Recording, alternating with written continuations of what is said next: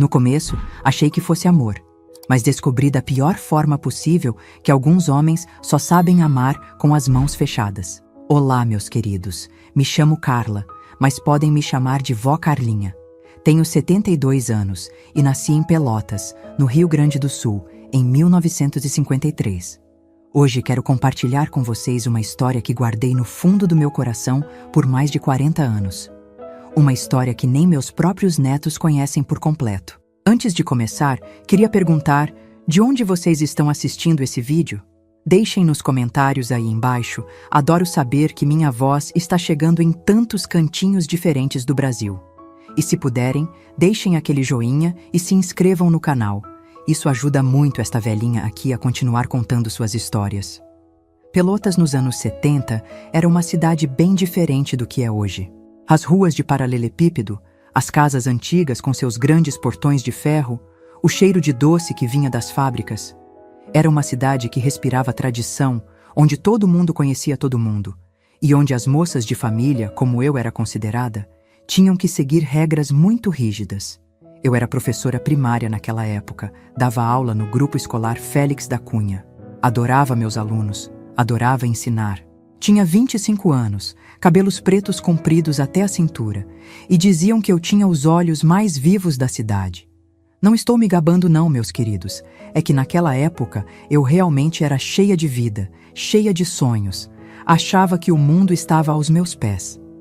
Minha mãe, Dona Zulmira, vivia me dizendo: Carla, menina, precisa arrumar um marido, professora solteirona não pega bem.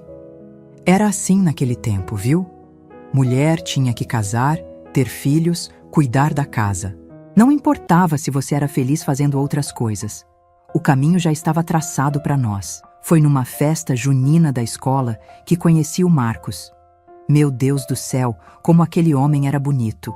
Alto, forte, com um bigode bem aparado que era moda na época, e um sorriso que parecia iluminar o salão inteiro. Ele tinha vindo de Porto Alegre para trabalhar como gerente do Banco do Brasil, que tinha acabado de abrir uma agência nova em Pelotas. A senhorita me daria a honra desta contradança? Ele perguntou, estendendo a mão para mim no meio da quadrilha. Senti minhas pernas fraquejarem. Imaginem só, um homem daqueles, tão elegante, tão bem falante, querendo dançar comigo. Daquele dia em diante, Marcos virou o assunto principal na sala dos professores. Carla, você viu como o gerente do banco só tinha olhos para você? Minhas colegas comentavam, algumas com inveja, outras com genuína alegria por mim. Uma semana depois da festa, ele apareceu na porta da escola com um buquê de margaridas.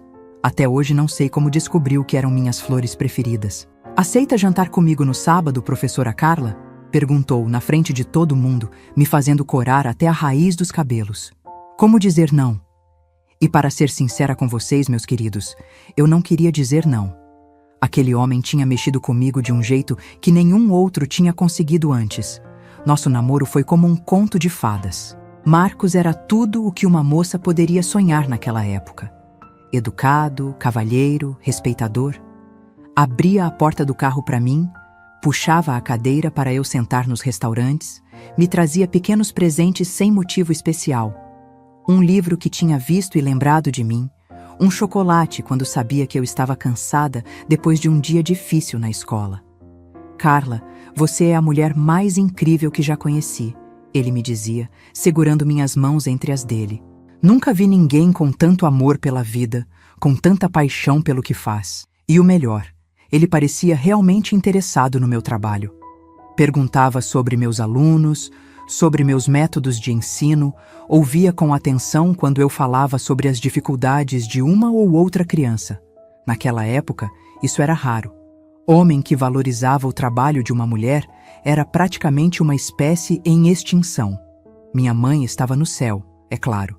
Filha, segura esse homem, gerente de banco, bonito, educado, é partido que não aparece 2 vezes na vida. 6 meses depois que nos conhecemos, num jantar à luz de velas no melhor restaurante da cidade, ele ajoelhou e tirou uma caixinha de veludo do bolso. Carla, você me faria o homem mais feliz do mundo aceitando ser minha esposa? O anel era lindo, uma pequena pedra de brilhante que reluzia como uma estrela. Mas mais bonito que o anel era o brilho nos olhos dele.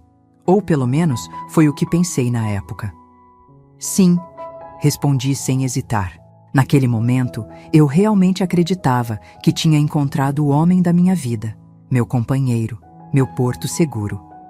O casamento foi no verão de 1979, uma cerimônia simples mas bonita, na Igreja da Matriz. Eu usei um vestido branco que minha mãe e eu costuramos juntas, com renda que veio especialmente de Porto Alegre. Marcos estava elegantíssimo, num terno azul marinho feito sob medida. Quando entramos juntos na recepção, eu sentia como se estivesse flutuando. Era o dia mais feliz da minha vida. Para sempre, ele sussurrou no meu ouvido durante nossa primeira dança como marido e mulher. Se eu soubesse o que para sempre realmente significaria. Os primeiros meses foram maravilhosos, como uma continuação do namoro. Tínhamos comprado uma casinha simples, mas aconchegante no bairro Fragata. Eu continuava dando aulas, ele no banco. Aos finais de semana, passeávamos pelo Laranjal, fazíamos churrasco com amigos, íamos ao cinema. Éramos felizes, ou pelo menos eu era. Foi no nosso primeiro aniversário de casamento que percebi o primeiro sinal. Tínhamos combinado de jantar fora, no mesmo restaurante onde ele me pediu em casamento. Arrumei-me toda, coloquei meu melhor vestido, o perfume que ele havia me dado de presente. Esperei e nada do Marcos chegar. Quando finalmente apareceu, perto das 10 da noite, estava com cheiro de bebida e uma expressão irritada. Desculpe, tive uma reunião de última hora no banco, disse secamente, sem me olhar nos olhos. Mais tarde descobri que a reunião tinha sido no bar com os colegas de trabalho. Foi a primeira de muitas mentiras que viriam. Aos poucos, quase sem perceber, as coisas foram mudando. O Marcos, atencioso, carinhoso, interessado nas minhas coisas, foi dando lugar a um homem distante, irritadiço, crítico. Você realmente precisa usar esse vestido? Não está um pouco apertado para você? Ele comentava, me fazendo sentir insegura com meu corpo. Essa sua mania de conversar com todo mundo parece até que está dando em cima dos outros maridos. Ele dizia quando eu simplesmente trocava algumas palavras com vizinhos ou amigos do casal. Meu trabalho, que antes ele tanto valorizava, virou motivo de constantes críticas. Para que continuar dando aula? O salário é uma miséria e você chega em casa cansada demais para cuidar direito da casa. Mas eu resistia. Amava meus alunos, amava ensinar. Era a única coisa que me fazia sentir que ainda era eu mesma, a Carla que existia antes de ser a esposa do Marcos. Em 1982, engravidei do nosso primeiro e único filho, o Rafael. Achei que um bebê poderia aproximar a gente de novo, trazer de volta aquele Marcos do início. Por um breve período, funcionou. Durante a gravidez, ele voltou a ser atencioso, preocupado, presente. Arrumou o quartinho do bebê, ia comigo às consultas médicas, massageava meus pés inchados à noite. Vai ser um menino, tenho certeza, ele dizia, passando a mão na minha barriga. Forte como o pai, e foi um menino mesmo. Rafael nasceu numa manhã de primavera, saudável, com os olhos do pai e meu nariz arrebitado. Marcos parecia o homem mais orgulhoso do mundo quando pegou o filho no colo pela primeira vez. Meu campeão! Ele sussurrou, beijando a testa do bebê. Mas a lua de mel durou pouco. Com as noites sem dormir, as fraldas para trocar, o choro do bebê, a irritação de Marcos voltou com força total. Não consegue fazer esse menino parar de chorar? Como é que eu vou trabalhar amanhã sem dormir direito? Ele reclamava, indo dormir na sala quando Rafael tinha cólicas e chorava a noite toda. Foi nessa época que as primeiras agressões começaram. Não físicas ainda. Eram palavras, olhares, silêncios pesados que doíam mais que tapas. Olha o estado dessa casa. Nem parece que você fica o dia todo aqui. O que você faz, hein? O que eu fazia? Cuidava de um bebê, amamentava de 3 em 3 horas, lavava montanhas de roupinhas sujas, tentava cozinhar, limpar, ser uma boa mãe e uma boa esposa. Tudo ao mesmo tempo, sozinha, sem ajuda. Aos poucos, fui me fechando, me calando, tentando não provocar aquela irritação constante. Aprendi a prever o que poderia incomodá-lo e evitava fazer qualquer coisa que pudesse servir de estopim. A casa sempre impecável, o jantar sempre pronto na hora certa, o bebê sempre limpo e calmo quando ele chegava. Era como pisar em ovos o tempo todo. Quando Rafael tinha uns 2 anos, precisei voltar a dar aulas. O salário de Marcos, embora bom, não estava sendo suficiente, ou pelo menos era o que ele dizia. Mais tarde descobri que boa parte do dinheiro ia para bebida, jogo e, bem, outras mulheres. Voltar para a sala de aula foi como respirar novamente depois de muito tempo submersa. Entre as crianças, com meus livros e cadernos, eu voltava a ser eu mesma. Não a sombra assustada que me tornara em casa, mas a professora Carla, confiante, alegre, respeitada. Acho que foi isso que ele não suportou. Ver que, fora de casa, longe dele, eu ainda podia ser feliz. As acusações de traição começaram logo depois, sem motivo nenhum, sem a menor evidência. Quem é ele? Marcos perguntava do nada, enquanto jantávamos. O diretor? Algum pai de aluno? Me diz, Carla, quem é o homem que está comendo minha comida, dormindo na minha cama? Não tem ninguém, Marcos. Nunca te traí, nunca trairia. Mas não adiantava.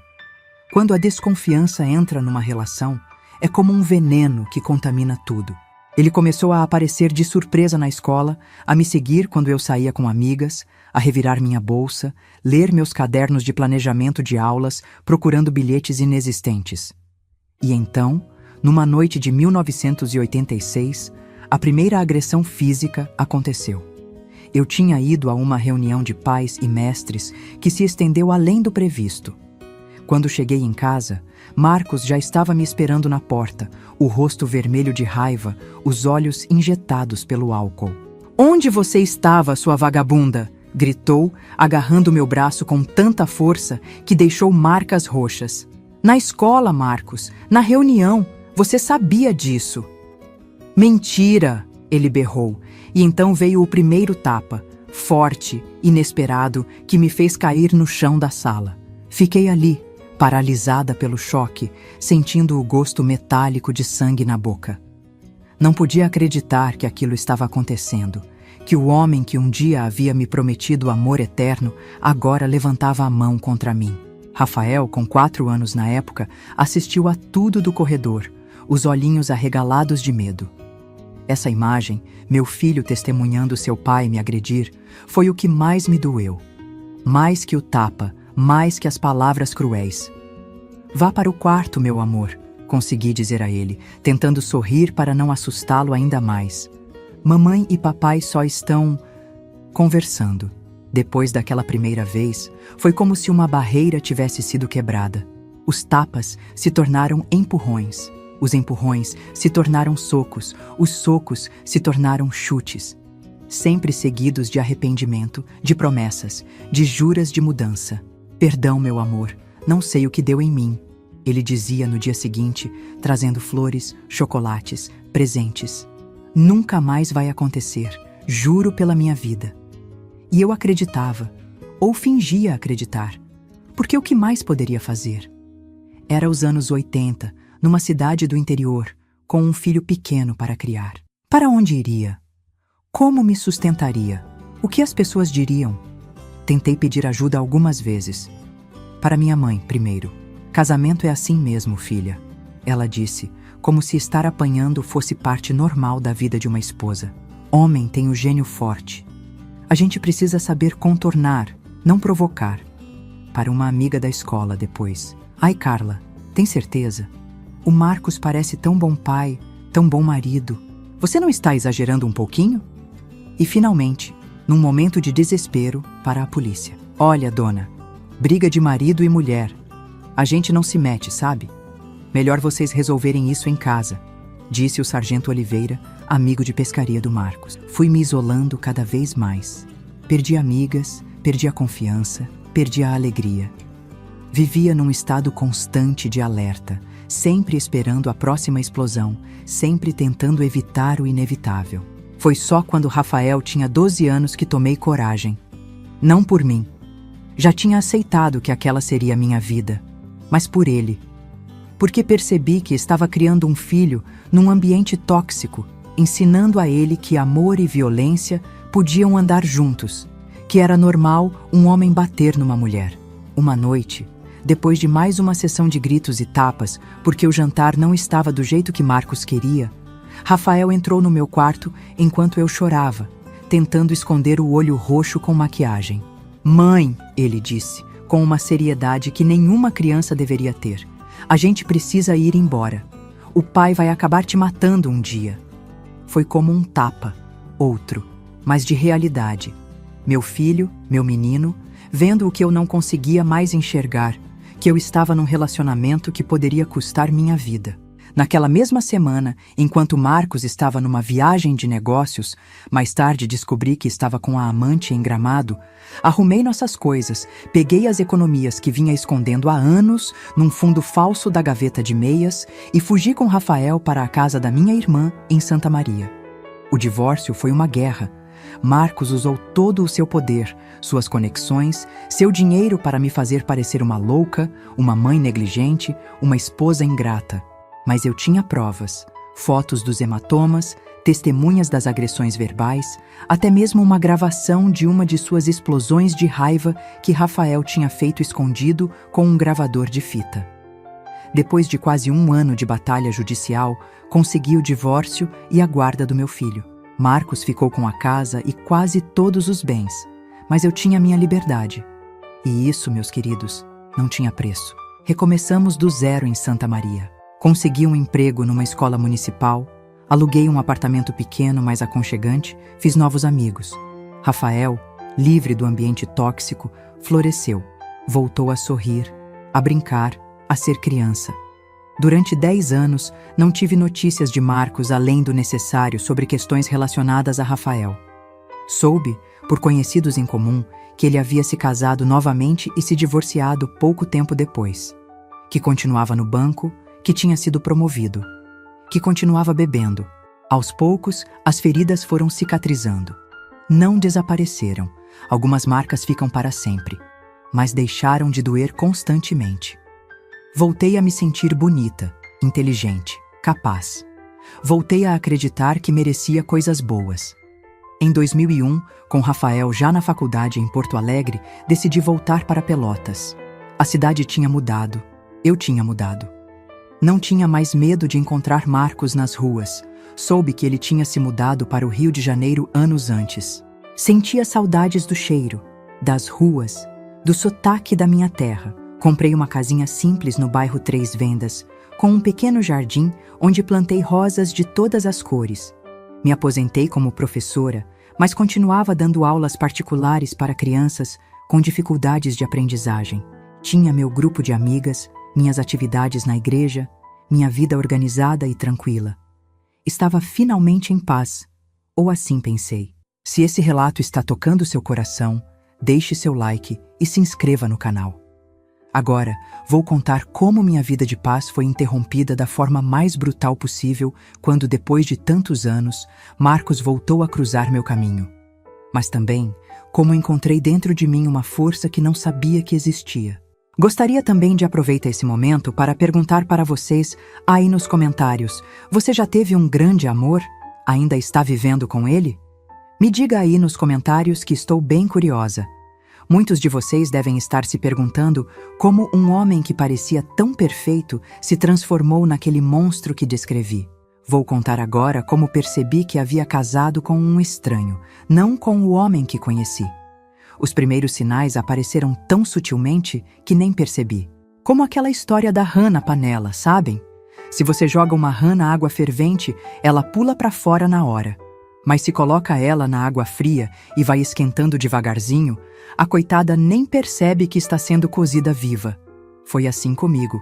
Começou com pequenos comentários sobre minha roupa. Esse vestido não é um pouco chamativo demais para uma professora, Carla? Depois vieram críticas ao meu jeito de falar, de rir, de me comportar em público. Precisa mesmo contar todas essas histórias da escola no jantar? Ninguém está interessado. Marcos tinha 2 personalidades. Em público, continuava sendo o marido perfeito, atencioso, educado, carinhoso. Todo mundo em Pelotas achava que eu tinha ganhado na loteria do casamento. Como você tem sorte, Carla. O Marcos é um homem tão especial. Se soubessem o que acontecia quando as portas se fechavam. Lembro de um jantar na casa do gerente regional do banco em 1981. Marcos estava particularmente nervoso naquele dia. É uma oportunidade importante, repetia enquanto se arrumava. Não estrague tudo. Eu tinha passado a tarde inteira me preparando.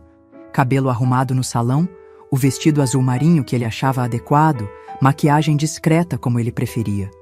Até ensaiei mentalmente os assuntos permitidos.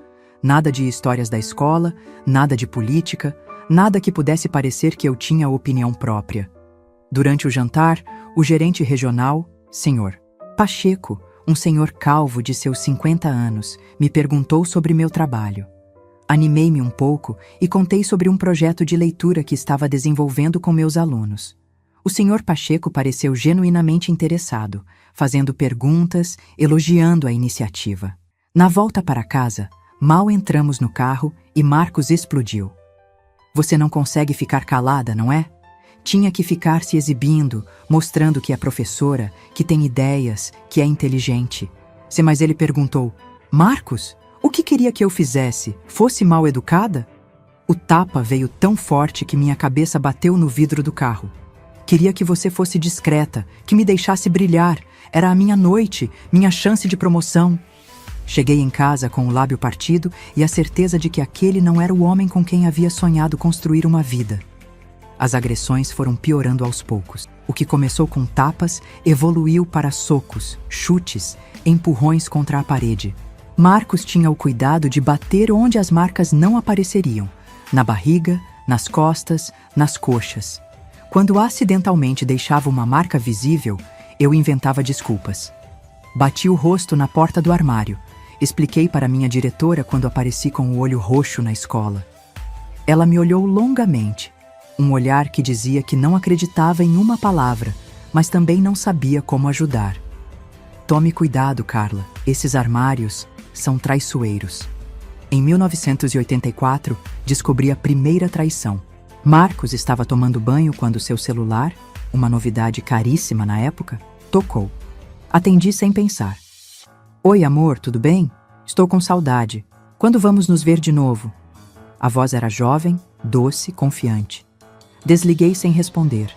Quando confrontei Marcos, a reação foi explosiva. Você agora fica xeretando meu telefone? Quem você pensa que é? Sou sua esposa e você está me traindo. A surra daquele dia foi tão violenta que não consegui ir trabalhar por uma semana.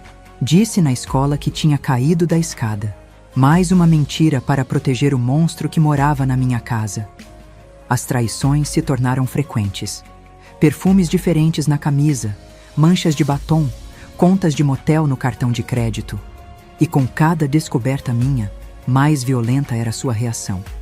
Em 1987, peguei uma doença sexualmente transmissível.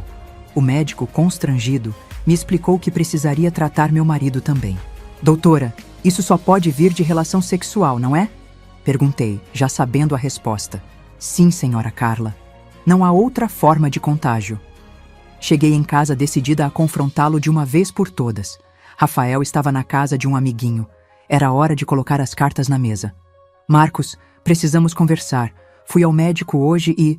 Não consegui terminar a frase. Ele voou em cima de mim como um animal selvagem. Sua vadia andou me traindo e ainda tem coragem de inventar que está doente? A surra daquele dia me deixou desacordada. Quando voltei a mim, estava no chão da cozinha, um filete de sangue escorrendo da minha testa. Marcos estava sentado à mesa, bebendo calmamente. Da próxima vez que inventar uma história dessas, não vai acordar. Disse, sem nem olhar para mim. Percebi naquele momento que ele poderia realmente me matar. Não era apenas uma ameaça vazia. E o pior, ele se sentiria justificado. Comecei a planejar minha fuga secretamente. Guardava pequenas quantias de dinheiro que escondia dentro de uma lata de aveia no armário da cozinha. Separei documentos importantes, fotos, coisas que não poderia deixar para trás. Fiz uma pequena mala e escondi no fundo do armário, debaixo de cobertores velhos. Mas não tive coragem de ir. Não ainda. O medo era maior que a vontade de liberdade. Medo do que ele faria se me encontrasse, medo do escândalo, medo de não conseguir sustentar meu filho sozinha. Em 1989, Marcos perdeu o emprego no banco. Nunca soube exatamente o motivo. Ele disse que foi perseguição política, mas soube por conhecidos que teve algo a ver com dinheiro sumido e uma cliente jovem que ameaçou processar o banco por assédio. Com o desemprego, as coisas pioraram drasticamente. Marcos passou a beber ainda mais, a ficar em casa o dia todo, a controlar cada passo meu. Não podia mais ligar para ninguém sem ele ao lado, ouvindo a conversa. Não podia ir ao mercado sem dizer exatamente quanto tempo levaria e por onde passaria. Rafael, com 7 anos na época, começou a apresentar problemas na escola. Estava agressivo com os colegas, desatento nas aulas, tinha pesadelos constantes. A psicóloga escolar me chamou para uma conversa. Senhora Carla, Rafael desenhou isso na aula de artes hoje. Ela me mostrou um papel onde meu filho tinha desenhado uma figura masculina grande e ameaçadora com o que parecia ser um cinto na mão, e 2 figuras menores. Uma caída no chão com manchas vermelhas, outra escondida atrás de um retângulo que imaginei ser uma cama ou sofá. Meu coração gelou. É só imaginação dele, tentei explicar sem muita convicção. Senhora Carla, a psicóloga segurou minhas mãos, olhando diretamente nos meus olhos. Crianças expressam no papel o que não conseguem dizer com palavras. Rafael está pedindo socorro. Aquelas palavras me atingiram como um raio. Meu filho, meu menino estava sofrendo, estava sendo danificado por aquela situação tanto quanto eu. E diferente de mim, ele não tinha escolhido estar ali. Foi o empurrão que precisava. Na semana seguinte, quando Marcos saiu para uma entrevista de emprego, peguei Rafael na escola, as malas escondidas, e fomos para a rodoviária. Compramos passagens para Santa Maria, onde minha irmã morava. Aonde vamos, mãe?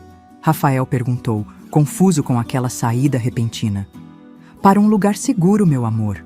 Um lugar onde ninguém vai mais gritar ou bater na gente. Seus olhinhos se arregalaram, um misto de medo e esperança. E o pai? Seu pai precisa de ajuda que não podemos dar. Talvez um dia, quando ele estiver melhor, vocês possam se ver de novo. Foi a coisa mais difícil e também a mais corajosa que já fiz na vida. Largar tudo, casa, móveis, lembranças, a vida que conhecia, para recomeçar do zero. Mas tinha certeza absoluta de que se ficasse, não viveria para ver Rafael crescer. A reação de Marcos foi exatamente o que eu temia. Ligações ameaçadoras para o telefone da minha irmã. Vou te encontrar, sua vagabunda. Vou trazer meu filho de volta e você vai se arrepender de ter nascido. Ele apareceu em Santa Maria 2 semanas depois, bêbado, gritando na frente do prédio da minha irmã. A polícia foi chamada, ele passou a noite na delegacia, foi liberado com a condição de voltar para Pelotas imediatamente.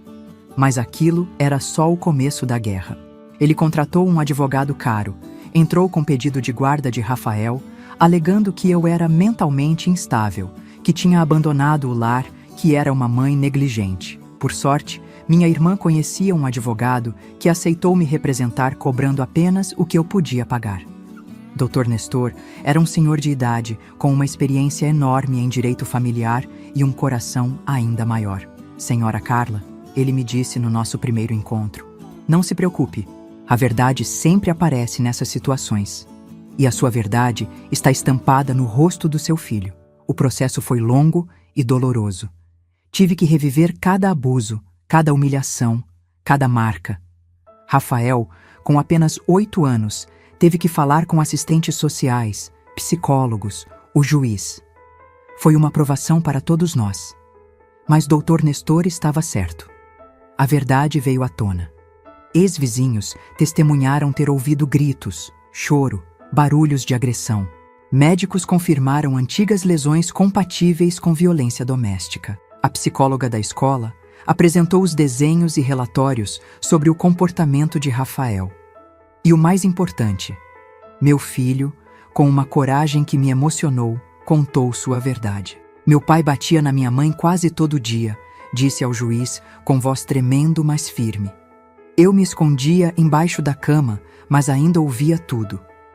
Em setembro de 1990, saímos do tribunal com a guarda definitiva concedida a mim. Marcos teria direito a visitas quinzenais, sempre supervisionadas por um assistente social.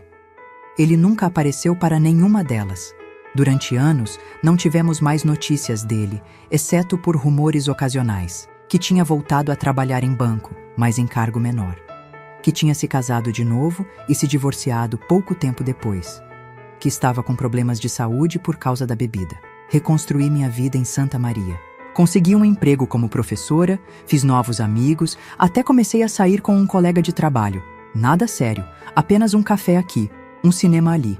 Estava aprendendo a confiar de novo, a sorrir sem medo, a ser eu mesma.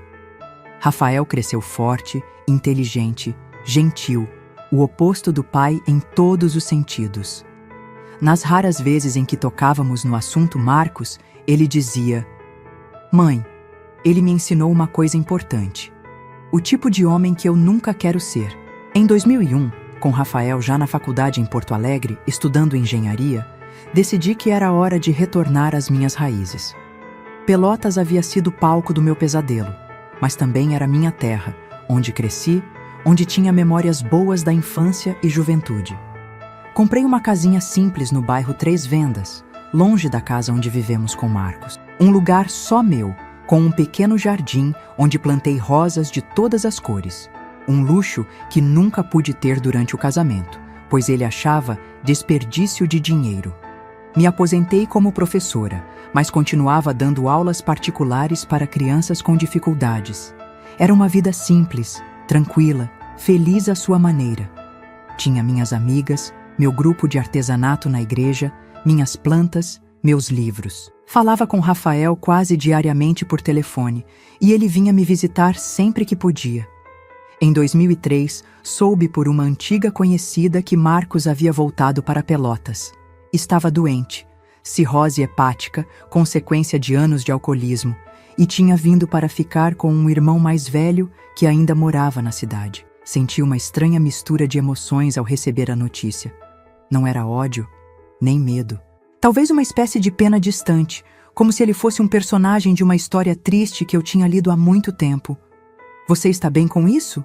minha amiga perguntou preocupada. "Estou", respondi, e era verdade. Essa cidade é grande o suficiente para nós dois. O que eu não sabia é que Pelotas não seria grande o suficiente para manter distância do homem que havia destruído tantos anos da minha vida. E que mesmo doente, envelhecido, aparentemente derrotado pela vida, Marcos ainda guardava dentro de si o mesmo monstro de sempre, apenas esperando o momento certo para reaparecer. Recomeçar aos 37 anos não foi fácil. Eu tinha apenas uma mala de roupas, algumas economias escondidas e um filho traumatizado para criar. Mas quando chegamos em Santa Maria, na casa da minha irmã Helena, senti pela primeira vez em anos que podia respirar sem medo. "Bem-vinda à sua nova vida", Helena disse ao abrir a porta do pequeno apartamento de 2 quartos onde morava sozinha desde que se separara. Não foram necessárias muitas explicações. Ela sempre desconfiou que algo estava errado no meu casamento, mesmo com toda a minha habilidade em esconder as marcas e forçar sorrisos. O apartamento era apertado para 3 pessoas, mas parecia um palácio comparado à mansão de horrores onde eu vivia com Marcos. Ali não havia gritos, não havia portas batendo, não havia o som de passos pesados anunciando perigo. Apenas o silêncio reconfortante da paz. Rafael dormia comigo no quarto de hóspedes. Nas primeiras semanas, acordava gritando quase todas as noites. "Ele vai nos achar, mãe. Ele vai nos levar de volta." Eu o abraçava forte, sentindo seu pequeno coração disparado contra meu peito. "Estamos seguros agora, meu amor. Ninguém vai nos machucar mais." Era uma promessa que eu não tinha certeza se poderia cumprir, mas repetia com toda a convicção que conseguia reunir. Santa Maria era uma cidade universitária, vibrante, cheia de oportunidades. Helena trabalhava como enfermeira no hospital universitário e, através de seus contatos, conseguiu uma entrevista para professora substituta numa escola municipal. Lembro do nervosismo que senti naquela manhã. Escolhi cuidadosamente minha única roupa de entrevista, uma saia azul marinho e uma blusa branca simples que havia trazido na mala. Helena me emprestou um par de sapatos e um colar discreto.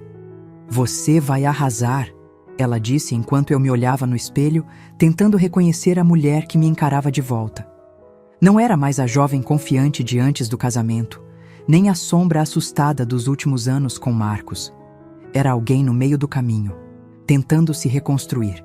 A diretora da escola, Dona Ivone, era uma senhora de seus 60 anos, cabelos grisalhos presos num coque severo, óculos de armação grossa na ponta do nariz. Analisou meu currículo por longos minutos enquanto eu tentava controlar o tremor nas mãos. 10 anos de experiência em Pelotas, boas referências. Ela murmurou, sem levantar os olhos do papel. "Por que saiu de lá, professora Carla?" A pergunta que eu temia. Ensaiei várias respostas na noite anterior, todas evitando a verdade completa. Questões familiares, precisava de mudança, vim acompanhar minha irmã, mas sentada ali, diante daquela mulher que parecia enxergar através das minhas palavras ensaiadas, decidi arriscar a verdade. Fugi de um casamento abusivo, Dona Ivone. Meu ex-marido me agredia há anos, saí apenas com meu filho e o que coube numa mala. Estou recomeçando do zero. Ela tirou os óculos lentamente, seus olhos agora fixos nos meus. Por um momento, pensei que havia cometido um erro terrível, que ela me julgaria instável, problemática, uma má influência para os alunos. "Minha filha", ela disse finalmente, sua voz suavizando de uma forma que não combinava com sua aparência austera. "Você não está recomeçando do zero.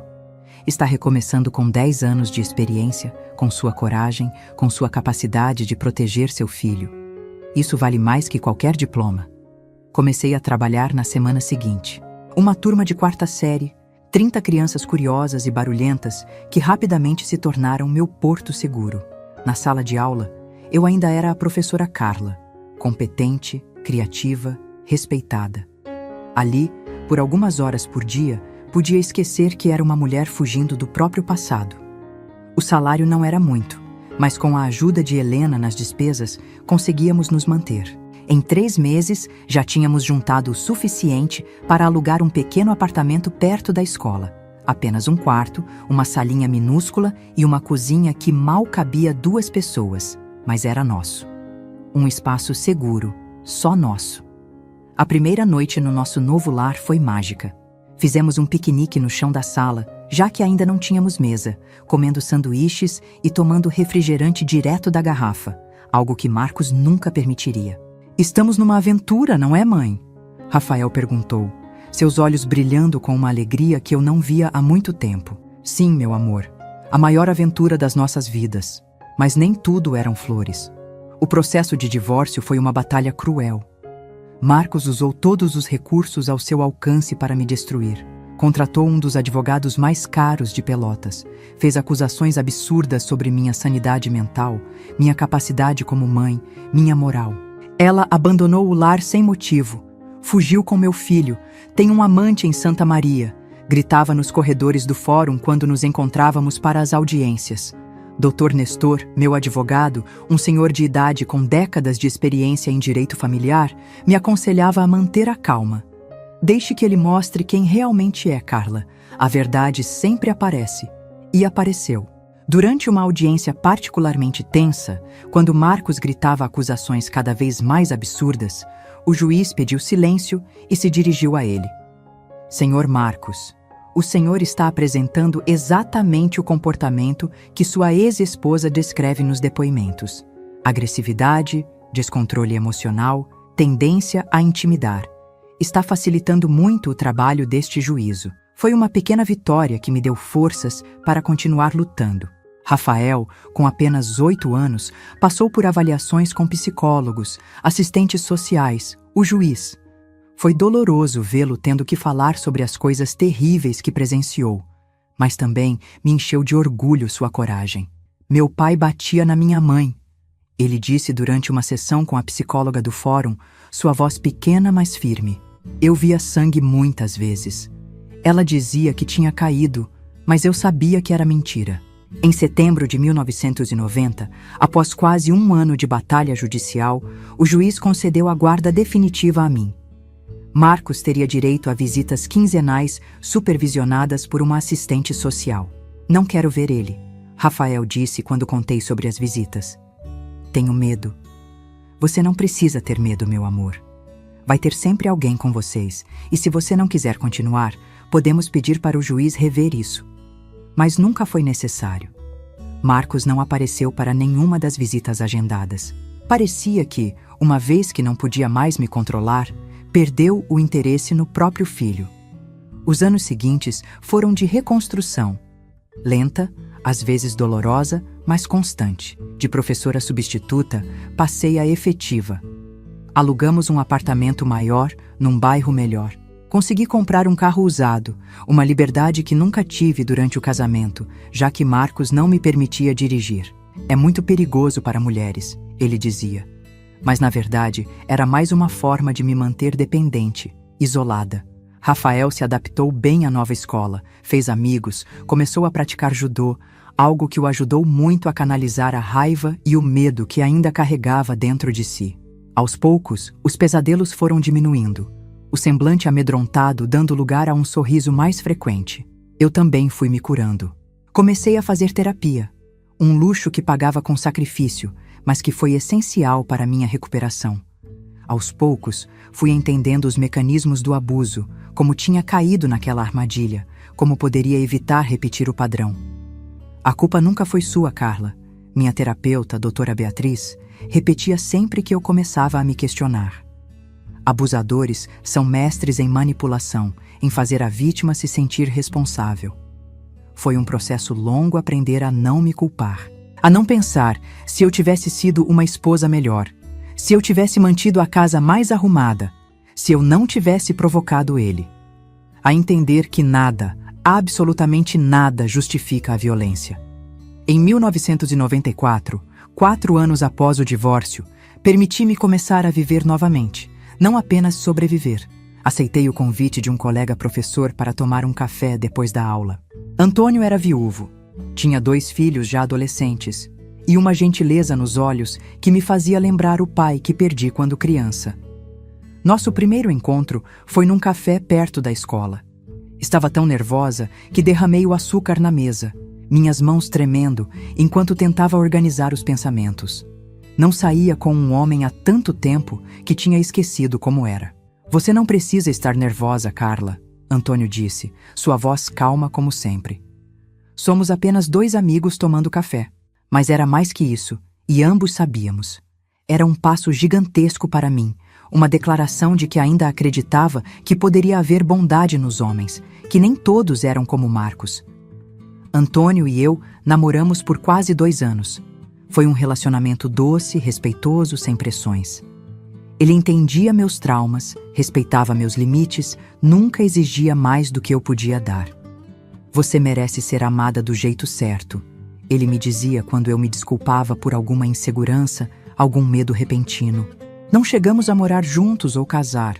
Talvez eu nunca estivesse pronta para isso novamente. Mas ele me ensinou que intimidade não precisa significar controle, que amor não precisa doer. Em 1997, Rafael foi aprovado na Universidade Federal de Santa Maria para Engenharia Civil. Nunca esquecerei seu rosto iluminado quando viu seu nome na lista de aprovados. Consegui, mãe! Consegui! O abracei com força, as lágrimas escorrendo livremente pelo meu rosto. Aquele menino assustado que fugiu comigo numa mala de roupas estava se transformando num homem brilhante, forte, íntegro. Apesar de tudo, ou talvez por causa de tudo que vivemos. Foi nessa época que comecei a sentir o chamado para voltar às minhas raízes. Pelotas não era mais o cenário do meu pesadelo. Era a cidade onde nasci, onde vivi momentos felizes antes de Marcos, onde ainda tinha amigas de infância, primos, tias. Você tem certeza, mãe? Rafael perguntou, preocupado quando contei sobre minha vontade de voltar. E se ele ainda estiver lá? Não vou viver com medo para sempre, filho. Já dei poder demais a ele sobre minha vida. Em 2001, com Rafael já instalado num apartamento perto da universidade, decidi que era a hora. Fiz os arranjos para minha aposentadoria antecipada como professora. Os anos de contribuição em Pelotas, mais os anos em Santa Maria me garantiam esse direito. Antônio e eu nos despedimos com carinho e a promessa de manter contato. Seus filhos já estavam encaminhados na vida e ele planejava se mudar para o litoral em breve, realizar o sonho de uma pousada à beira-mar. Você vai ficar bem, Carla, ele me disse no nosso último encontro. Você é a mulher mais forte que já conheci. Voltei para Pelotas num dia de primavera de 2001. O cheiro característico da cidade, uma mistura de maresia da Lagoa dos Patos com o doce das fábricas de compotas, me atingiu assim que desci do ônibus.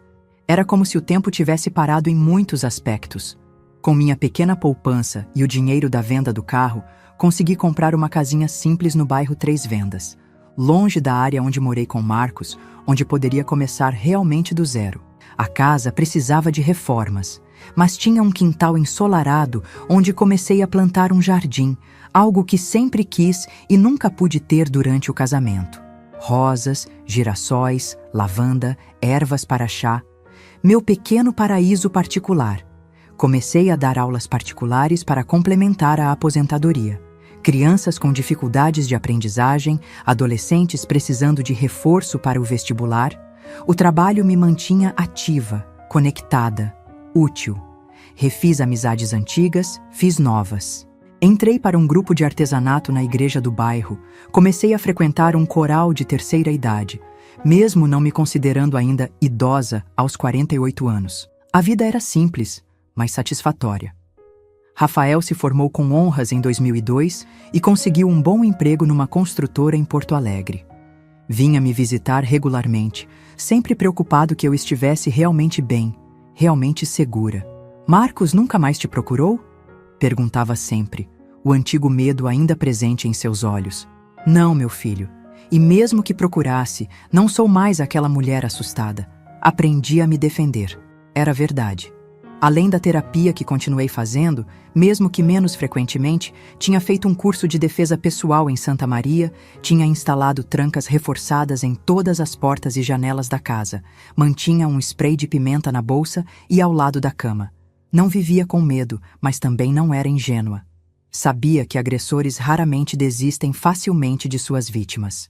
Estatisticamente, o período mais perigoso para uma mulher é justamente quando ela consegue sair do relacionamento abusivo.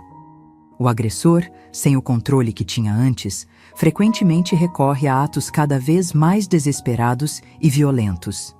Eu tinha escapado desse destino uma vez, quando fugi para Santa Maria. Mas agora, estando de volta em Pelotas, sabia que precisava manter os olhos abertos. Em 2003, através de uma antiga colega de escola que encontrei por acaso no mercado, soube que Marcos havia voltado para Pelotas. Estava doente, cirrose hepática, e tinha vindo ficar com o irmão mais velho que ainda morava na cidade. A notícia não me afetou tanto quanto eu temia. Não senti medo, nem raiva, apenas uma estranha indiferença. Como se fosse informação sobre um estranho, não sobre o homem que havia destruído tantos anos da minha vida. Você está bem com isso? Minha amiga perguntou, genuinamente preocupada. Estou, respondi com sinceridade. Essa cidade é grande o suficiente para nós dois. Naquela noite, liguei para Rafael para contar a novidade, tentando soar casual para não alarmá-lo. Mãe, não gosto disso, ele disse imediatamente. Por que você não vem para Porto Alegre? Podemos encontrar um apartamento perto do meu. Filho, não vou deixar ele me expulsar da minha cidade novamente. Já fugi uma vez. Não vou fugir de novo. Prometi a Rafael tomar precauções extras, ficar atenta a qualquer movimento estranho, não andar sozinha à noite. Era o suficiente para acalmá-lo, mas não o suficiente para evitar o que estava por vir. Durante meses, não tive nenhum sinal de Marcos. Ouvia ocasionalmente sobre ele, que estava cada vez mais doente, que raramente saía da casa do irmão, que bebia apesar das recomendações médicas. Mas nunca o vi, nunca nos cruzamos nas ruas da cidade. Comecei a relaxar, a baixar a guarda. Talvez ele nem soubesse que eu tinha voltado. Talvez não se importasse mais. Talvez estivesse ocupado demais, lutando contra sua própria doença, para se preocupar com fantasmas do passado. Estava enganada, terrivelmente enganada. Numa noite de junho de 2004, enquanto corrigia trabalhos dos meus alunos particulares, ouvi um barulho estranho vindo dos fundos da casa. Pensei que fosse algum gato no quintal. Tinha começado a alimentar um vira-lata que aparecia regularmente. Mimi! Chamei, abrindo a porta da cozinha que dava para o quintal. É você, bichano? A escuridão me recebeu. O quintal estava silencioso, exceto pelo suave farfalhar das folhas das roseiras ao vento. Dei de ombros e voltei para dentro, trancando a porta atrás de mim. Não percebi que, ao abrir aquela porta, tinha selado meu destino. Não percebi que olhos me observavam das sombras. Olhos que conheciam muito bem. Olhos que um dia achei que eram a janela para a alma do homem que amava, mas que havia muito tinham se tornado a entrada para o meu pior pesadelo. Marcos tinha me encontrado e não estava pronto para me deixar em paz. Terminei de corrigir os trabalhos dos meus alunos por volta das 10 da noite. Estava exausta, mas satisfeita com o progresso que o pequeno Mateus estava fazendo com a leitura. Aquele menino me lembrava tanto o Rafael na mesma idade, olhos curiosos, mente afiada, apenas precisando de um pouquinho mais de atenção para desabrochar. Guardei os cadernos na pasta, tomei um chá de camomila, ritual que adotei para acalmar os nervos depois de tantos anos de terapia, e me preparei para dormir. Liguei o pequeno rádio na cabeceira, sintonizado numa estação que tocava músicas antigas. Naquela noite, era Roberto Carlos. Detalhes! Encheu o quarto enquanto eu escovava os cabelos, agora mais grisalhos que pretos, diante do espelho. Já estava quase pegando no sono quando ouvi outro barulho. Diferente do anterior, mais definido. Parecia vidro quebrando? Sentei-me na cama, o coração acelerado. Deve ser algum vizinho, pensei, tentando me convencer. Mas então ouvi passos, dentro da casa, na cozinha. Não havia dúvida agora. Alguém tinha invadido minha casa. Peguei o celular na mesinha de cabeceira, um Nokia tijolão que Rafael havia insistido para que eu tivesse, e disquei o 190. Antes que pudesse falar com o atendente, a porta do quarto se abriu. E lá estava ele, Marcos. 15 anos mais velho, o rosto amarelado pela doença hepática, mais magro, cabelos agora completamente grisalhos, mas ainda com aqueles mesmos olhos. Olhos que conheci cheios de falso amor, depois vi transbordando de ódio e agora, algo pior. Uma mistura de raiva, obsessão e algo que só posso descrever como loucura. Achei você, Carla, ele disse, a voz pastosa denunciando que havia bebido. Achei você finalmente. O celular caiu da minha mão. Meu corpo inteiro congelou. Todos aqueles anos de terapia, de reconstrução, de fortalecimento pareceram evaporar num instante. Era como se eu tivesse voltado a ser aquela mulher aterrorizada de 20 anos atrás. O que você quer, Marcos? Consegui perguntar, tentando ganhar tempo, tentando pensar numa saída. Está tarde, estou cansada. Ele riu, uma risada seca, sem humor. O que eu quero? O que eu quero? Repetiu, avançando alguns passos. Quero que você pague pelo que fez comigo. O que eu fiz com você? Perguntei, genuinamente confusa. Você arruinou minha vida? Ele gritou, socando a parede ao lado. Me humilhou, me fez perder meu filho, meu emprego, meu respeito. A inversão era tão absurda que por um momento quase ri. Era tão típico de abusadores culpar suas vítimas, transformar-se em mártires na própria narrativa distorcida. Você arruinou sua própria vida, Marcos. Respondi, encontrando coragem não sei onde. Com suas escolhas, sua violência, seu alcoolismo. Foi a coisa errada a dizer. Seu rosto contorceu-se de raiva e ele avançou para mim. Tentei correr, mas o quarto era pequeno, não havia para onde ir. Ele me agarrou pelos braços, os dedos afundando na minha carne com força suficiente para deixar marcas. Você vai me ouvir agora, sua vadia. Vai ouvir tudo que guardei por 15 anos. O cheiro de álcool no seu hálito era nauseante, misturado com o odor característico da doença que o consumia. Tentei me soltar, mas ele era ainda muito mais forte que eu, apesar da idade e da saúde deteriorada. Me solta, Marcos. Já chamei a polícia. Eles estão a caminho. Menti, tentando assustá-lo. Ele riu novamente. A polícia? Ainda acha que eles vão te ajudar? Você nunca aprendeu, não é? Com um movimento brusco, ele me jogou na cama. Caí de costas, o ar escapando dos meus pulmões com o impacto. Antes que pudesse recuperar o fôlego, ele estava sobre mim, uma mão apertando meu pescoço, a outra rasgando minha camisola. "Vou te ensinar uma lição que você nunca vai esquecer", ele rosnou, o rosto tão próximo do meu que senti gotas de saliva respingando na minha face. Naquele momento, algo quebrou dentro de mim. Não de medo, mas de raiva. Raiva por tudo que ele tinha feito comigo. Raiva por todos os anos roubados. Raiva por ele achar que ainda tinha o direito de me tocar, de me machucar. "Não!", gritei, reunindo toda a força que tinha no corpo. "Nunca mais!" Consegui levantar o joelho com força, atingindo-o entre as pernas. Ele urrou de dor, afrouxando o aperto no meu pescoço. Foi o suficiente para eu me desvencilhar, rolando para o lado da cama. Mas ele se recuperou rápido. Agarrou meu tornozelo quando tentei correr para a porta, me puxando de volta. Caí no chão, batendo o queixo com força. O gosto metálico de sangue encheu minha boca. "Você vai pagar por isso, sua vaca!", ele gritou, arrastando-me pelo chão como se eu fosse um saco de batatas. Lutei como nunca havia lutado antes. Chutei, arranhei, mordi. Consegui atingir seu rosto com as unhas, deixando 3 riscos vermelhos na bochecha amarelada. Isso só o enfureceu mais.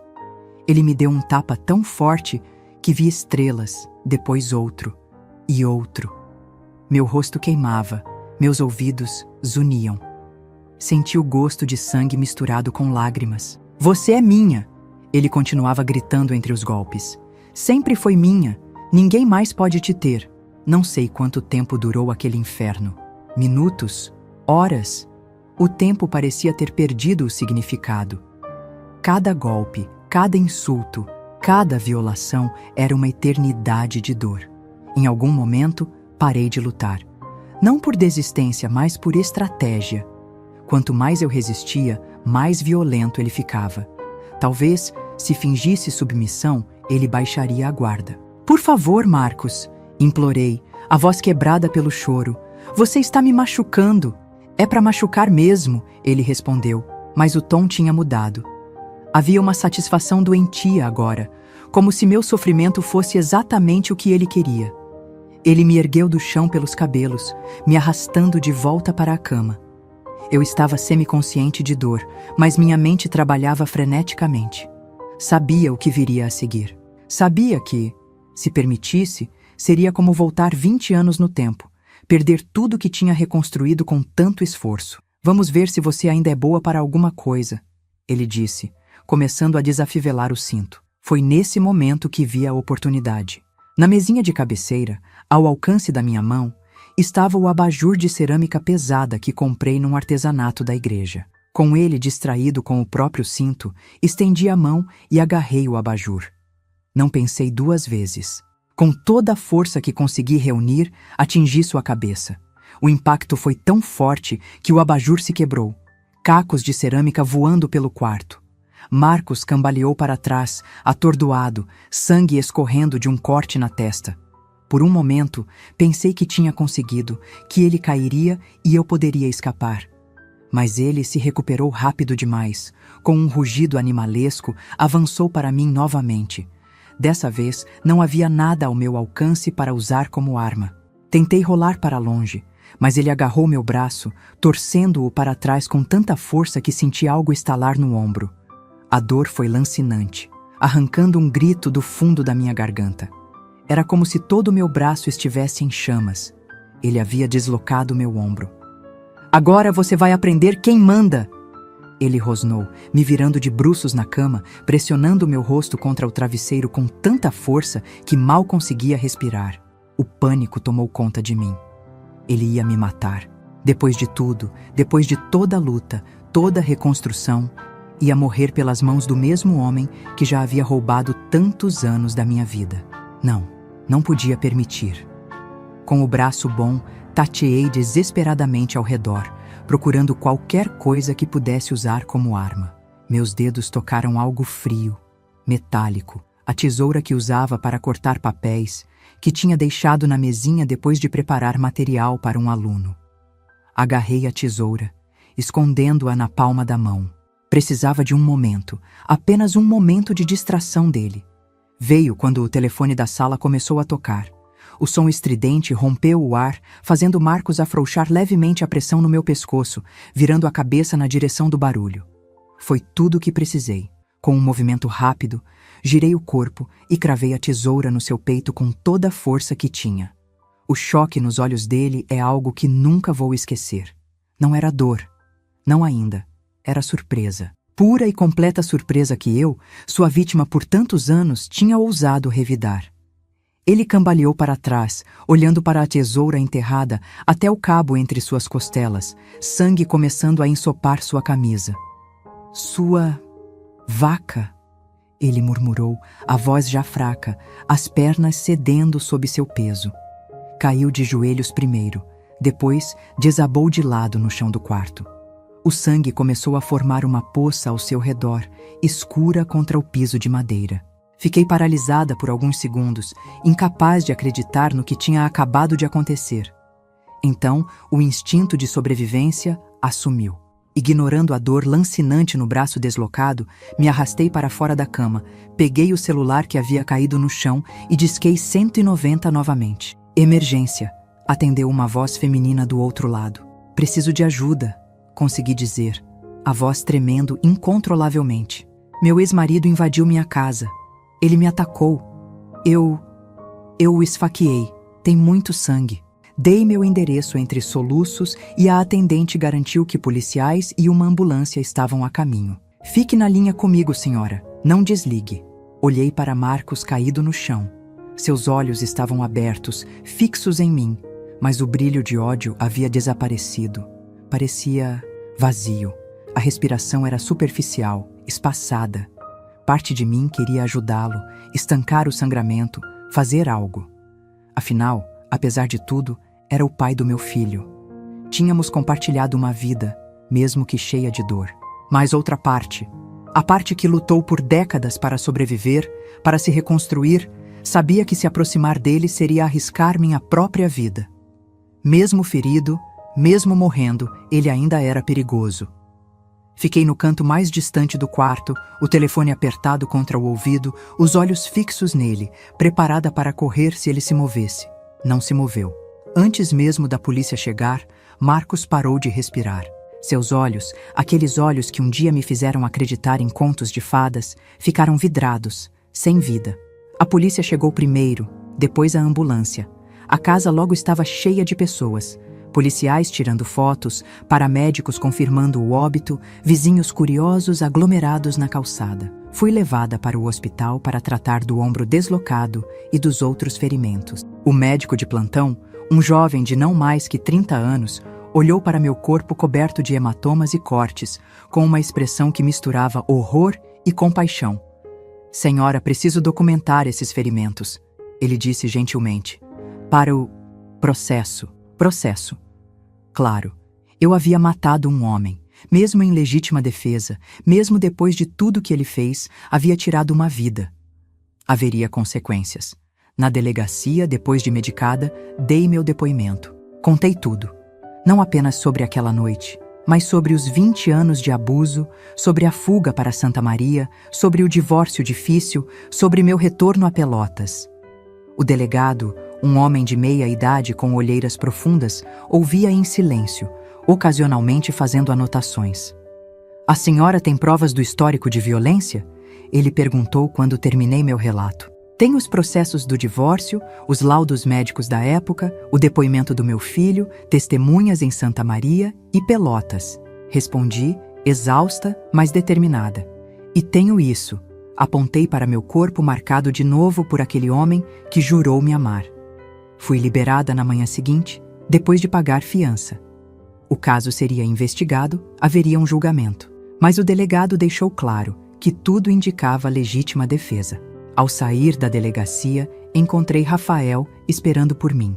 Tinha dirigido a noite toda desde Porto Alegre, depois de receber a ligação da polícia. Mãe! Ele gritou ao me ver, correndo para me abraçar com cuidado, consciente dos meus ferimentos. Meu Deus, olha o que ele fez com você! O abracei com o braço bom. as lágrimas finalmente escapando depois de horas de choque emocional. Está tudo bem agora, filho. Tudo bem.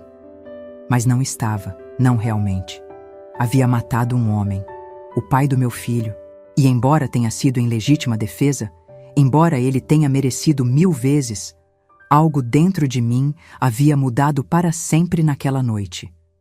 Os dias seguintes foram um borrão de depoimentos, exames, consultas com advogados. Rafael insistiu para que eu fosse morar com ele em Porto Alegre, pelo menos até o julgamento.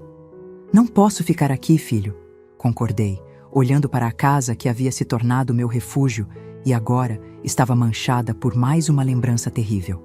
Mas também não posso ficar em Porto Alegre para sempre.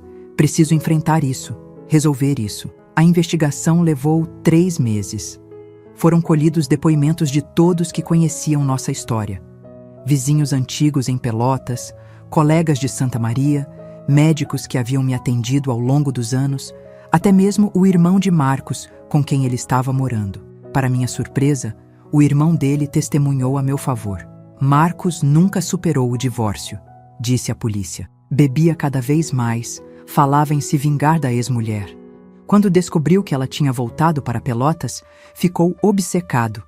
Comecei a esconder as chaves do carro para ele não sair de noite, mas naquela noite não percebi que tinha saído. A autópsia revelou que Marcos estava com o fígado completamente destruído pela cirrose. De acordo com o médico legista, mesmo sem o ferimento da tesoura, ele provavelmente não viveria mais que alguns meses. De certa forma, a senhora só acelerou o inevitável, disse o legista durante seu depoimento, recebendo um olhar reprovador do promotor. O julgamento aconteceu em fevereiro de 2005. 8 meses após aquela noite terrível. A corte estava cheia.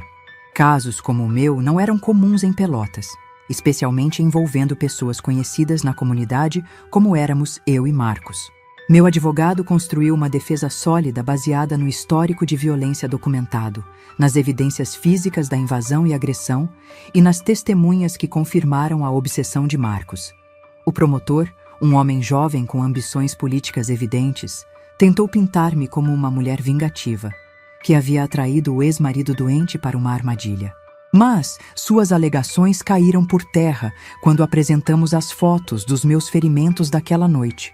O laudo médico confirmando o ombro deslocado, os dentes quebrados, os cortes e hematomas por todo o corpo. Após 3 dias de julgamento, o juiz anunciou sua decisão.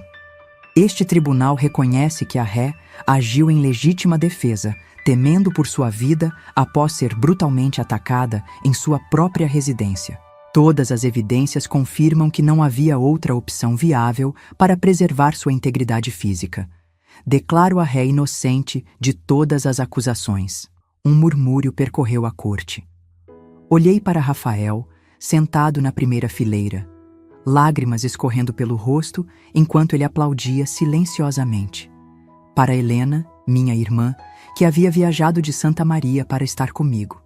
Para algumas antigas alunas, agora adultas, que vieram dar apoio à professora Carla. Estava livre, legalmente livre. Mas emocionalmente, sabia que ainda tinha um longo caminho pela frente. Voltei para a terapia, agora lidando não apenas com o trauma do abuso, mas com a culpa por ter tirado uma vida, mesmo que em legítima defesa. Minha terapeuta, uma senhora de Porto Alegre especializada em casos de trauma severo, me ajudou a entender que o que sentia era normal. Você é uma pessoa boa, Carla, ela me dizia. Pessoas boas sentem remorso, mesmo quando não fizeram nada de errado. É o que as diferencia de pessoas como seu ex-marido. Vendi a casa em Pelotas. Nunca mais conseguiria dormir tranquila naquele quarto. E comprei um pequeno apartamento em Porto Alegre, perto de Rafael. Comecei a dar aulas novamente, dessa vez para adultos em um programa de alfabetização. Lentamente, fui me curando. Não completamente. Algumas feridas são profundas demais para fechar totalmente, mas o suficiente para voltar a sorrir, a sentir prazer nas pequenas coisas, a acreditar que ainda havia um futuro para mim. Em 2007, Rafael se casou com Júlia, uma engenheira ambiental que conheceu no trabalho. Ela era tudo o que eu poderia desejar para meu filho, inteligente, gentil, forte. E mais importante, eles tinham um relacionamento saudável, baseado em respeito mútuo. Ela me faz querer ser um homem melhor, mãe, Rafael me disse na véspera do casamento.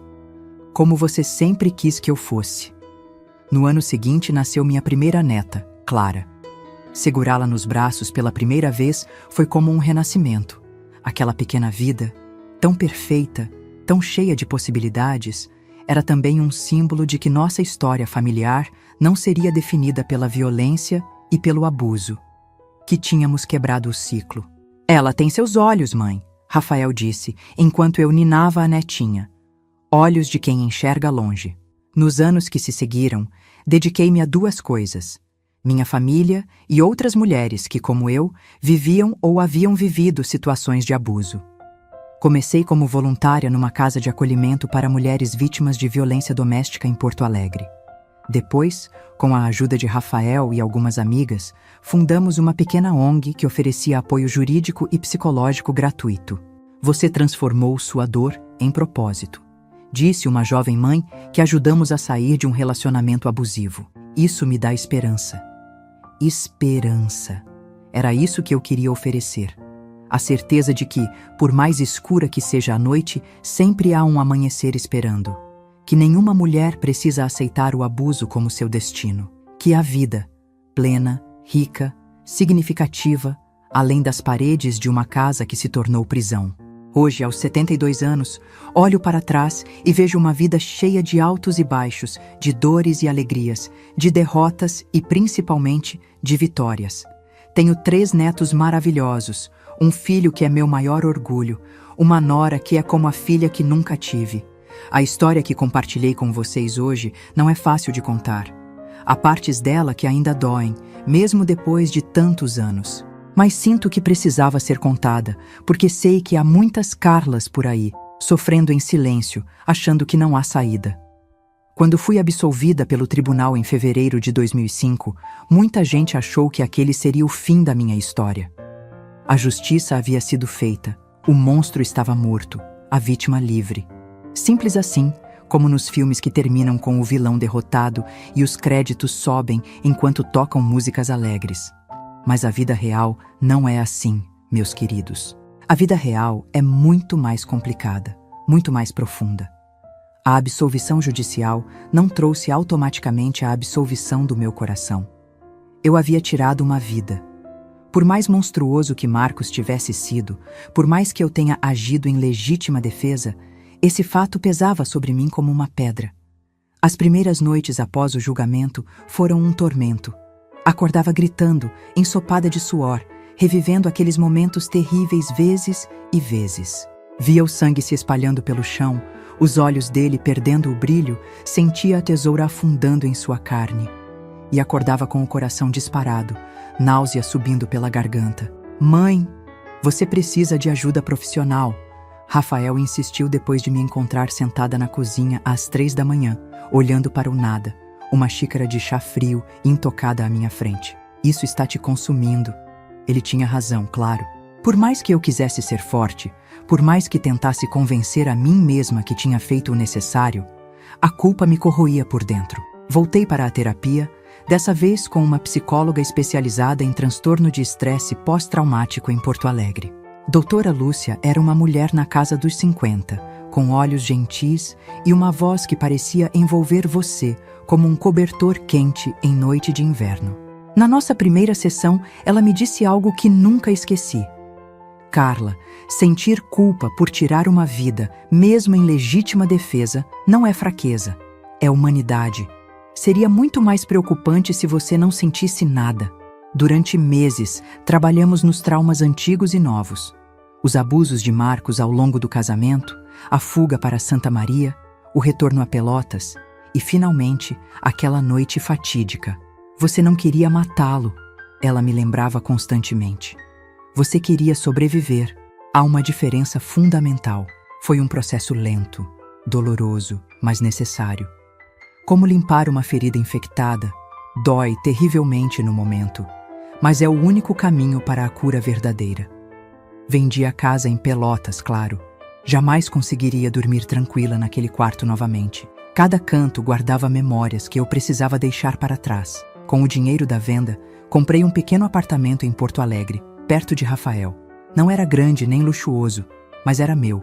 Um espaço seguro, sem fantasmas. Uma tarde, enquanto arrumava as caixas da mudança, encontrei um álbum de fotografias antigo. Fotos do meu casamento com Marcos, dos primeiros anos juntos, de Rafael bebê nos braços do pai. Foi como abrir uma caixa de memórias envenenadas. Sentada no chão da sala vazia, folheei aquelas páginas com um nó na garganta. Éramos tão jovens, tão cheios de sonhos. Em algumas fotos, ele sorria para mim com o que parecia ser amor genuíno. Como tudo pôde dar tão errado? Quando exatamente aquele sorriso carinhoso se transformou na máscara de ódio que vi pela última vez? Pensei em queimar o álbum, destruir todas aquelas lembranças. Mas algo me deteve. Aquelas fotos faziam parte da minha história, por mais dolorosa que fosse. Negar o passado seria negar uma parte de mim mesma. Guardei o álbum numa caixa, no fundo do armário. Talvez um dia conseguisse olhar para ele sem sentir aquela mistura de dor, raiva e pena. Talvez um dia. Nos meses que se seguiram, tentei reconstruir minha vida mais uma vez. Aos 52 anos, sentia-me estranhamente como uma adolescente. Insegura, buscando meu lugar no mundo, aprendendo a viver de novo. Porto Alegre era uma cidade grande, anônima, tão diferente da Pelotas, onde todos sabiam meu nome e minha história. Comecei a dar aulas num programa de alfabetização de adultos. Era um trabalho voluntário inicialmente, apenas para ocupar a mente e me sentir útil novamente. Mas logo se transformou em muito mais que isso. Tornou-se uma paixão, um propósito. Meus alunos eram pessoas como eu em muitos aspectos. Haviam enfrentado adversidades, carregavam cicatrizes invisíveis, estavam tentando recomeçar. Havia a dona Jurema, senhora de 68 anos, que criara 6 filhos sozinha e nunca tivera chance de estudar. O seu Antônio, que trabalhara na construção civil desde os 12 anos e escondia dos colegas que não sabia ler. A Cleide, vítima de violência doméstica que fugira do marido com 3 crianças pequenas.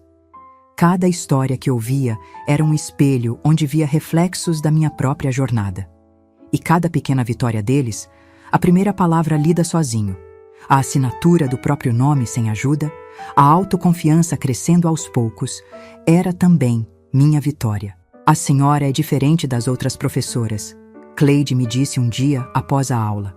A gente sente que a senhora entende, sabe? Que já passou por coisa ruim também. Sorri, segurando suas mãos calejadas entre as minhas. A dor só tem sentido se a transformamos em algo bom, Cleide. Se ajuda outras pessoas. Foi nesse momento, nessa conversa simples com uma aluna, que tive uma epifania. A verdadeira vingança contra Marcos, contra tudo que ele representava, não seria o ódio, nem mesmo sua morte. Seria transformar o sofrimento que ele me causou em força para ajudar outras mulheres. No dia seguinte, procurei uma casa de acolhimento para mulheres vítimas de violência doméstica em Porto Alegre. Ofereci-me como voluntária, para ensinar, para ouvir, para simplesmente estar presente. A coordenadora, uma assistente social de meia-idade, chamada Regina, ouviu minha história com atenção. Seu testemunho seria valiosíssimo para nossas mulheres, Carla, ela disse ao final. Mostrar que há vida depois do abuso, que é possível reconstruir, recomeçar. Isso vale mais que 1000 palestras teóricas. Comecei devagar, apenas algumas horas por semana. Ajudava com tarefas práticas, organizar doações, auxiliar nas atividades com as crianças, ensinar noções básicas de administração financeira para mulheres que, como eu um dia, precisavam aprender a viver por conta própria depois de anos de dependência. Aos poucos, fui me abrindo, compartilhando partes da minha história quando sentia que poderia ajudar. Não como um despejo emocional, mas como uma mão estendida, eu entendo, já estive onde você está. Em 2006, Rafael me surpreendeu com uma proposta. Mãe, estive pensando, o que você acha de formalizarmos esse trabalho que tem feito? Criar uma ONG, algo estruturado para ajudar mais mulheres?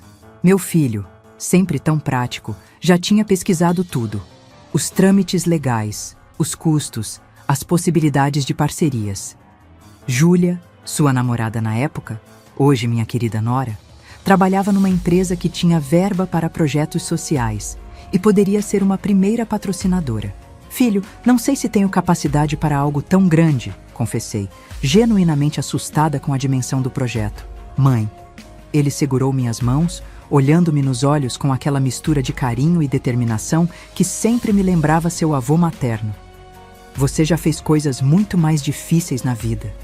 Isso seria apenas formalizar o que você já faz naturalmente. E assim nasceu o Projeto Recomeço, uma pequena ONG dedicada a oferecer apoio jurídico, psicológico e educacional gratuito para mulheres vítimas de violência doméstica. Começamos pequenos. Eu, Rafael, Júlia e 2 amigas que fiz no trabalho voluntário. Nossa primeira sede era uma sala minúscula emprestada por uma igreja no centro de Porto Alegre. Nosso primeiro caso oficial foi Mariana, 28 anos, 3 filhos pequenos, casada há 10 com um homem que a espancava regularmente. Quando a conheci, ela usava óculos escuros para esconder o olho roxo e mangas compridas no calor de janeiro para cobrir os braços marcados. Não posso deixar ele, foram suas primeiras palavras.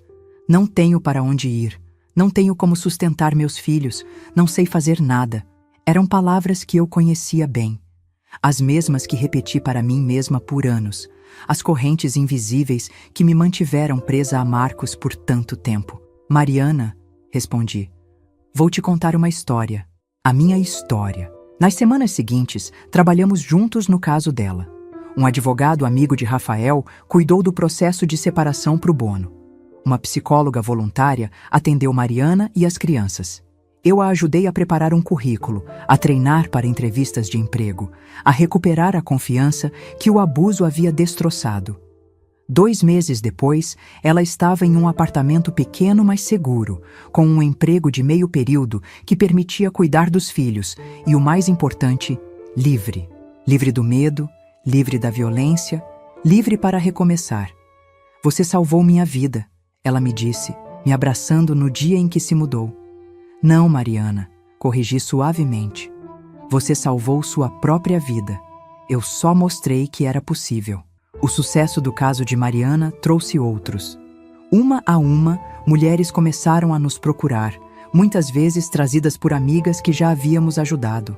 Cada história era única. Cada situação exigia uma abordagem diferente, mas o núcleo era sempre o mesmo. Mulheres presas em relacionamentos abusivos por medo, dependência financeira, filhos, vergonha ou a terrível combinação de todos esses fatores. O projeto cresceu organicamente. Em 2007, conseguimos uma sede maior, funcionárias fixas, parcerias com empresas e órgãos públicos. Rafael, formado em engenharia, mas com um talento natural para a administração, cuidava da parte financeira e estrutural. Eu era o coração da operação, a ponte entre as mulheres que ajudávamos e os serviços que oferecíamos. Foi nesse mesmo ano que Rafael e Júlia se casaram. Ver meu filho caminhando até o altar, um homem íntegro, respeitoso, gentil, o oposto de seu pai em todos os sentidos, foi uma das maiores alegrias da minha vida. Você conseguiu, mãe. Helena, minha irmã, sussurrou durante a cerimônia, apertando minha mão. Quebrou o ciclo. Aquelas palavras significavam mais para mim que qualquer elogio já recebido.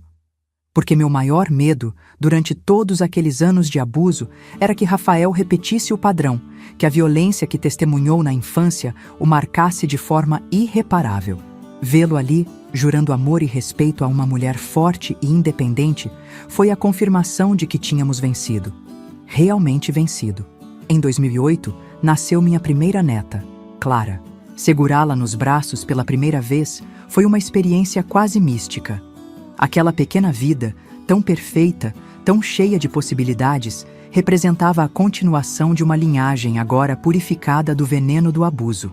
Ela vai crescer sabendo seu valor, mãe, Rafael me disse enquanto eu ninava a netinha. Nunca vai aceitar menos que respeito e amor verdadeiro, como você me ensinou. Os anos seguintes foram de crescimento constante, tanto para o projeto quanto para mim pessoalmente. Em 2010, fomos convidados a expandir nosso trabalho para outras cidades do Rio Grande do Sul. Em 2012, publicamos uma cartilha sobre identificação e prevenção de relacionamentos abusivos, que foi adotada por escolas públicas em todo o estado. Em 2015, aos 62 anos, recebi um convite para dar uma palestra na Universidade Federal do Rio Grande do Sul sobre nosso trabalho. Lembro do nervosismo que senti ao subir naquele palco, diante de centenas de estudantes de serviço social, psicologia e direito. Não sou acadêmica, comecei, a voz trêmula. Sou apenas uma mulher que viveu para contar uma história e que decidiu transformar essa história em ponte para outras mulheres. Falei por quase 2 horas, compartilhando não apenas minha experiência pessoal, mas tudo o que havíamos aprendido no projeto ao longo dos anos. As estatísticas alarmantes de violência doméstica no Brasil, os padrões que se repetiam em diferentes classes sociais, faixas etárias, níveis educacionais, as barreiras que impediam mulheres de deixar relacionamentos abusivos. Ao final, durante a sessão de perguntas, uma jovem estudante levantou a mão. Senhora Carla, depois de tudo que viveu, depois de quase ser morta pelo seu ex-marido, como conseguiu não se deixar consumir pelo ódio? Como encontrou forças para ajudar outras pessoas em vez de simplesmente tentar esquecer? A pergunta me pegou de surpresa. Ninguém nunca havia perguntado isso tão diretamente. Pensei por alguns instantes antes de responder. O ódio é como um veneno que você toma esperando que o outro morra, respondi finalmente. Percebi que continuar odiando Marcos, mesmo depois de sua morte, seria permitir que ele continuasse controlando minha vida, minhas emoções, meu futuro.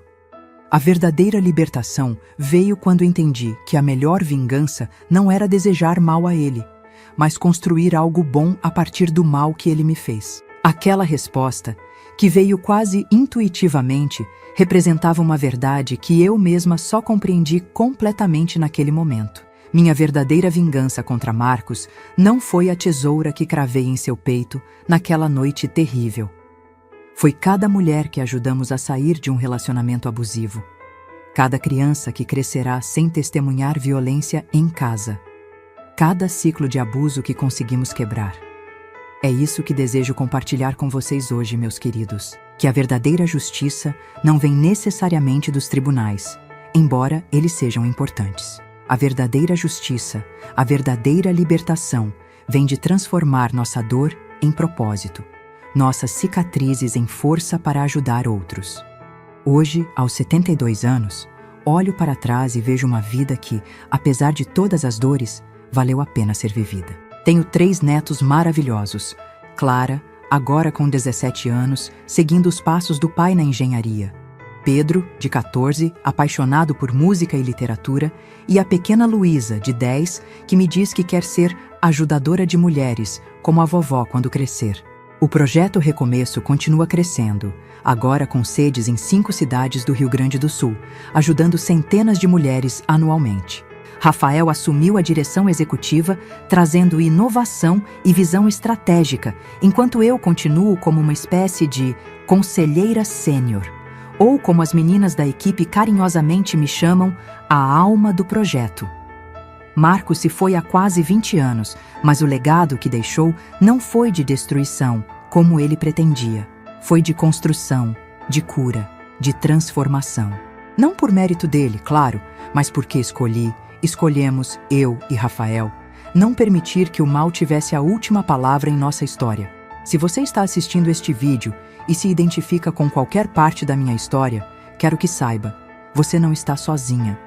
A saída, a recomeço, a vida, plena, rica, significativa, além das paredes da casa que se tornou sua prisão. E se você conhece alguém que pode estar vivendo uma situação de abuso, não feche os olhos. Estenda a mão. Às vezes, tudo que uma mulher precisa para encontrar coragem de sair é saber que alguém estará lá para segurá-la quando der o primeiro passo. Meus queridos, antes de encerrar este vídeo, queria pedir um favor especial. Se esta história tocou seu coração, deixe seu like e se inscreva no canal.